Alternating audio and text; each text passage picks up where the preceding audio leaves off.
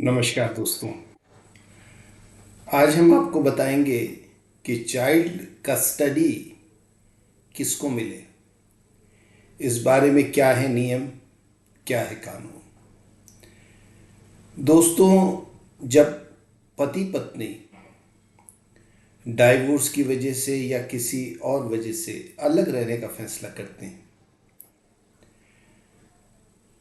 तो क्वेश्चन ये पैदा होता है कि बच्चे की कस्टडी किसे मिले। दोस्तों, बच्चे की कस्टडी किसे मिले,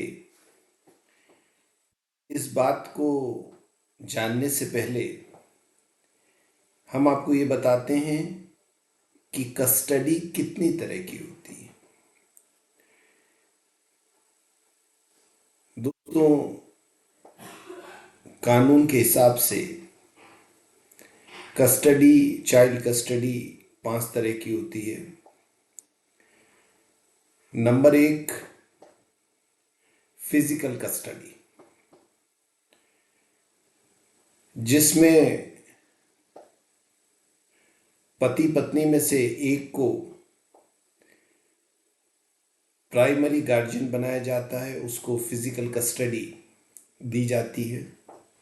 दूसरे पक्ष को विजिटिंग राइट्स दिए जाते हैं। कोर्ट ये तय करता है कि दूसरा पक्ष किस दिन व कितने समय के लिए बच्चे से मिल सकता है।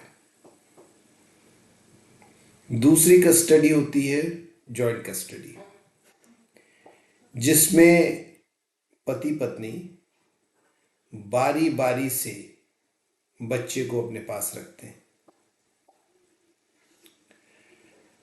तीसरी होती है लीगल कस्टडी, जिसके अंतर्गत पिता में से कोई एक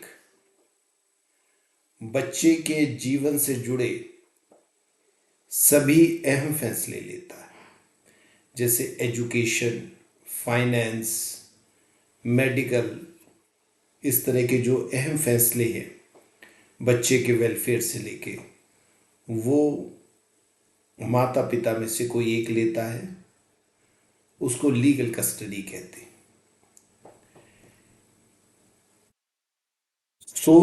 चौथी तरह की होती है सोल कस्टडी, जिसमें से माता पिता में से एक को बच्चे की सोल कस्टडी दे दी जाती है और दूसरे पक्ष को विजिटिंग राइट्स भी नहीं दिया जाता। ये उस परिस्थिति में किया जाता है जब माता पिता में से कोई एक अनफिट हो या कोर्ट ये समझती है कि उसको विजिटिंग राइट देने से भी बच्चे की परवरिश में, बच्चे के वेलफेयर पे नेगेटिव इफेक्ट पड़ेगा। तो ऐसी स्थिति में कोर्ट माता पिता में से एक को सोल कस्टडी दे देती है। पांचवी होती है दोस्तों थर्ड पार्टी कस्टडी। अगर माता पिता दोनों की मृत्यु हो गई हो या दोनों की दिमागी हालत ठीक ना हो या दोनों में से कोई भी बच्चे की जिम्मेदारी उठाने के लिए तैयार ना हो, तो ऐसी स्थिति में कोर्ट किसी थर्ड पार्टी को बच्चे की कस्टडी दे दी जाती है। ये कस्टडी अमूमन नाना नानी, दादा दादी या किसी रिश्तेदार को दी जाती है। अब ये सवाल पैदा होता है कि बच्चे की कस्टडी में पिता का क्या अधिकार है। दोस्तों, गार्जियन एंड वार्ड्स एक्ट के अनुसार बच्चे की कस्टडी का दोनों को, माता पिता को बराबर का अधिकार है। लेकिन अगर बच्चे की उम्र 5 साल से कम है तो बच्चे की कस्टडी मां को मिलने की अधिक संभावना है। पिता को कोर्ट विजिटिंग राइट्स देती है।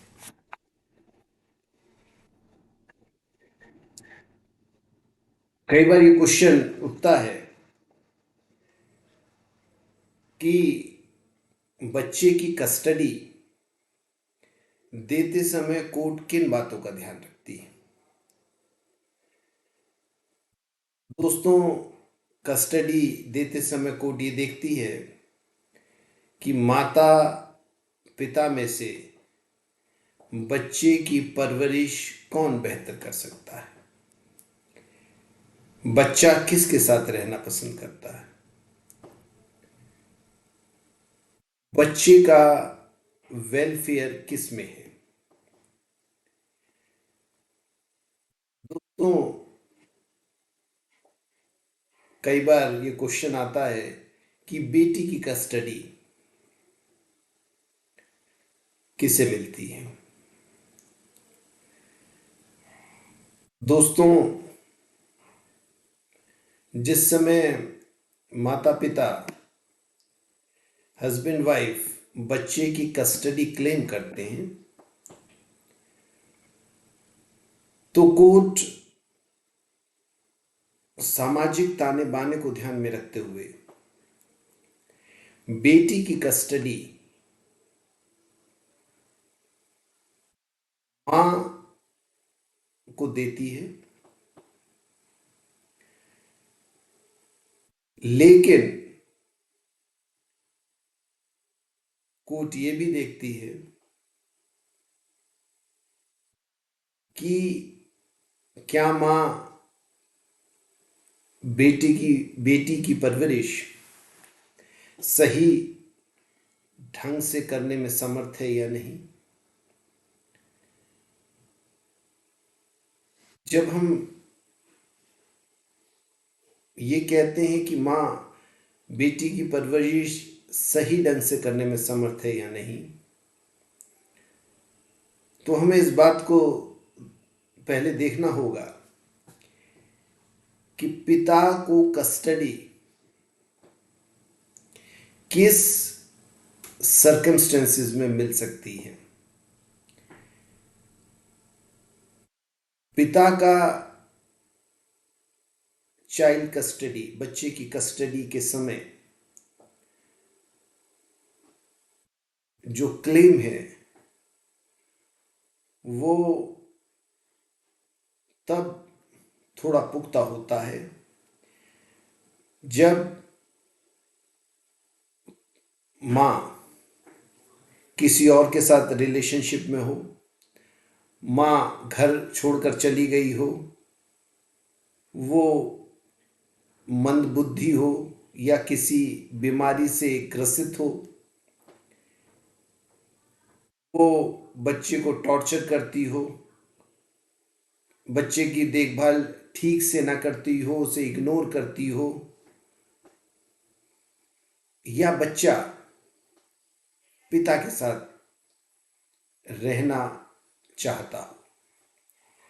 दोस्तों, चाइल्ड कस्टडी के समय कोर्ट बच्चे की मर्जी भी जानना चाहती है, क्योंकि बच्चा कोई प्रोडक्ट नहीं है कि पति पत्नी आपसी झगड़े या मनमुटाव के कारण या ईगो के कारण क्लेम कर रहे हैं और उसकी कस्टडी किसी को भी दे दी जाएगी। बच्चे का वेलफेयर और उसकी मर्जी बहुत इंपॉर्टेंट है। दोस्तों, यहां पर मैंने अभी तक जो बातें कही हैं वो हिंदू मैरिज एक्ट को या हिंदू लॉ को ध्यान में रख के कही है। मोहम्मडन लॉ में जो मां का क्लेम ज्यादा पुख्ता है, वो बेटा जब तक 7 साल का ना हो जाए और बेटी जब तक जवान ना हो जाए, तो मोहम्मडन लॉ के अंदर मां का बच्चे की कस्टडी पे जो क्लेम है वो ज्यादा पुख्ता होता है। ईसाई कानून इंडियन डाइवोर्स एक्ट से गवर्न होता है। Child custody Indian divorce act के सेक्शन 41 से गवर्न होती है। ईसाई लोगों पे यही कानून लागू होता है। इसके अंदर कोर्ट जब भी बच्चे की कस्टडी माता या पिता में से किसी एक को देती है तो बच्चे के वेलफेयर का ध्यान रखती है। दोस्तों, यहां पर मैंने जो भी बातें या जो भी कंसीडरेशंस कोर्ट देखती है या किन परिस्थितियों में किसको बच्चे की कस्टडी मिलने की ज़्यादा संभावना होती है, ये आपको बताया। लेकिन जो सबसे प्रमुख बिंदु है,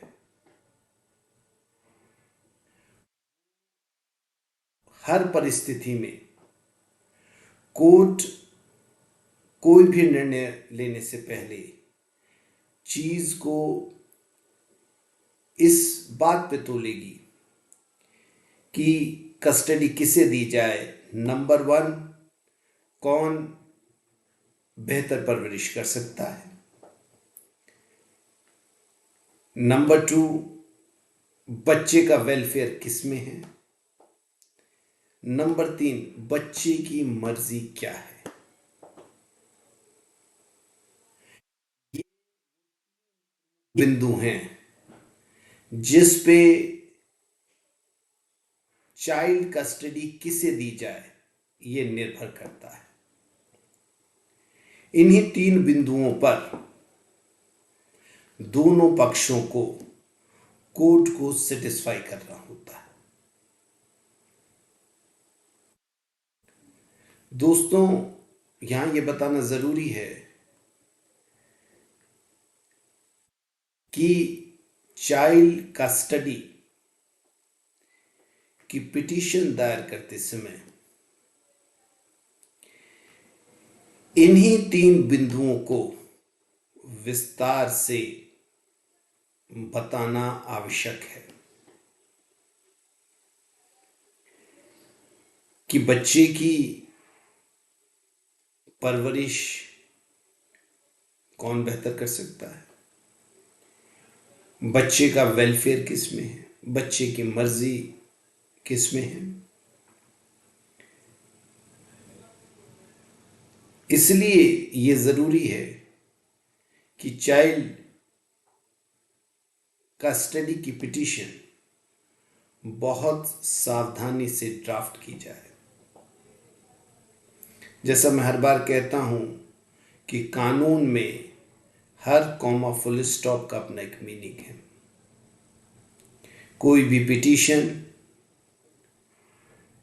गूगल से परफॉर्मा निकाल के कट पेस्ट करके नहीं बनाई जानी चाहिए।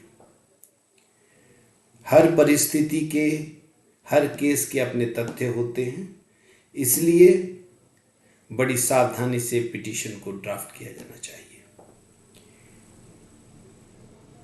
दोस्तों, हम उम्मीद करते हैं कि चाइल्ड कस्टडी के बारे में आपको मोटे तौर पर सभी जानकारी मिल गई होगी।